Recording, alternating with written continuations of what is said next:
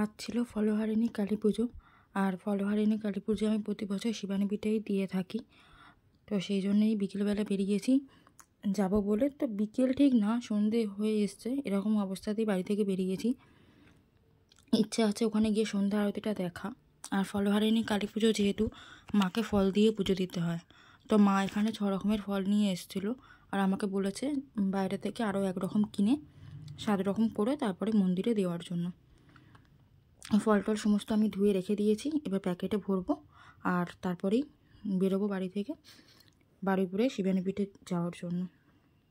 ওখানে কিন্তু খুব বড় করেই ফলহারিণী কালী পুজোটা অনুষ্ঠিত হয়, তো আপনাদের সাথে শেয়ার করব, দেখতে থাকুন। আর শিবানী পিঠের সামনেই মিষ্টির দোকান রয়েছে, ওখান থেকেই মিষ্টি নিয়ে এসেছি। তো যেটা দেখলাম ফলহারিণী পুজোর স্পেশাল কিন্তু এই সন্দেশগুলো করেছে, যেগুলো একদম ওপরে রেখেছে।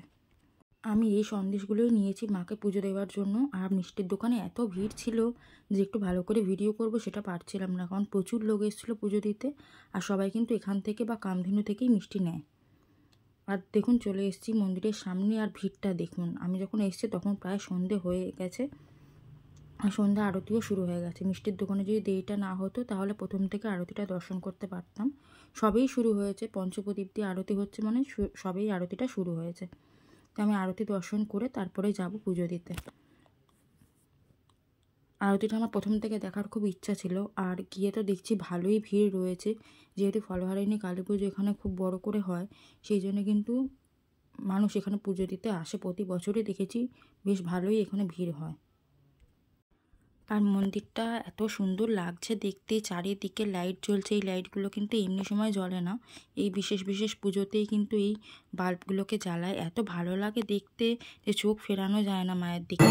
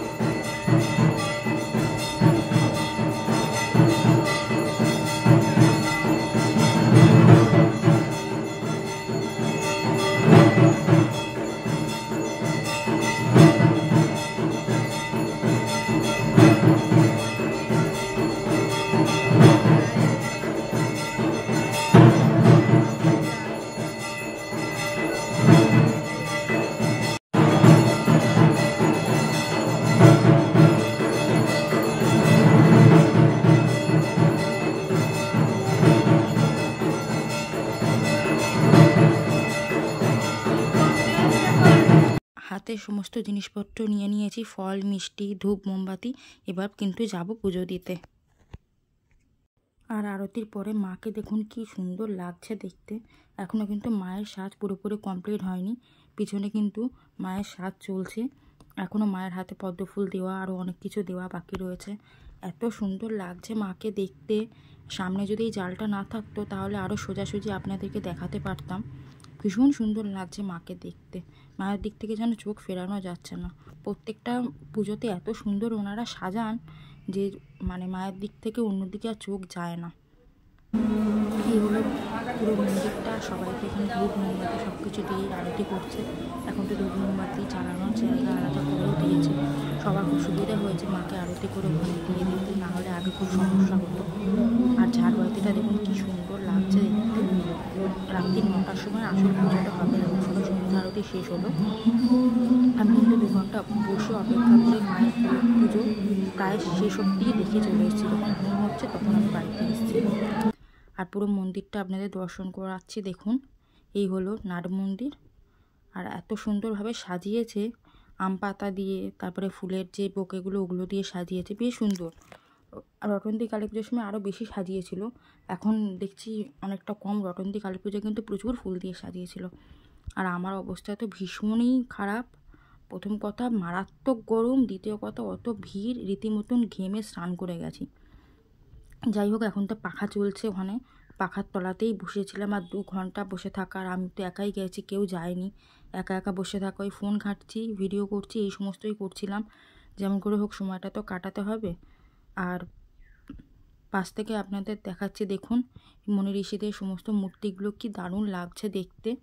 সারদা মা, রামকৃষ্ণ, এদিকে রয়েছে লোকনাথ বাবা, শিব ঠাকুর রয়েছে, গৌতম বুদ্ধ রয়েছে, স্বামী বিবেকানন্দ রয়েছে। মোটামুটি সব মনীষীদেরই কিন্তু মূর্তি এখানে তৈরি করা রয়েছে। আর চারিদিকটা এত ভালো লাগছিল দেখতে, প্রচুর ভিড় হয়েছিল। আর এখানেই ওই ধূপ মোমবাতি রাখার যে জায়গাটা ওটা করেছে। আর তারপরে তো অনেকক্ষণ বসেছিলাম, গরম হচ্ছিল ভীষণ, এদিক ওদিক ঘুরছিলাম, এই সমস্ত করে সময় কাটাচ্ছিলাম। আর এখানে দেখুন কত লোকে ধূপ মোমবাতি জ্বেলেছে প্রচুর পরিমাণে। লাস্টে তো একটা জায়গায় রীতিমতন মানে এক জায়গায় হয়ে আগুন এক জায়গায় হয়ে গিয়েছিল, এত মানে ধূপ মোমবাতি পরস্পর জ্বালিয়েছিল একটার উপর একটা। আর এখানে তো অনেক মানুষ অপেক্ষাও করছিল, যারা সন্ধ্যা আরতি দেখে একেবারে পুজো দেখে যাবে তারা অপেক্ষা করছিল। তো তাদের সাথেই বসেছিলাম আমি। আর তখনও পুজো শুরু হওয়ার অনেকটা বাকি ছিল, সমস্ত গোছগাছ চলছিল। আর এখন মন্দিরটা যতটা ফাঁকা দেখছেন, যখন মন্দির থেকে বেরোচ্ছি তখন কিন্তু মানে পা রাখার জায়গা ছিল না, এত ভিড় হয়ে গিয়েছিল। এমনি তো সকালবেলায় সন্ধেবেলা প্রতিদিনই মায়ের পুজো হয়, সন্ধেবেলা আরতি হয়। মানুষ যদি মনে করে যে এমনি সময় আসবে, তাহলেও কিন্তু বেশ ভালো করে আরতি হয়, পুজো হয়, সব কিছুই হয়। বছরে তো অনেকবার করেই আসা যায়। তারপরে চোখে পড়লো পুরীর এই জগন্নাথের মূর্তিটার দিকে।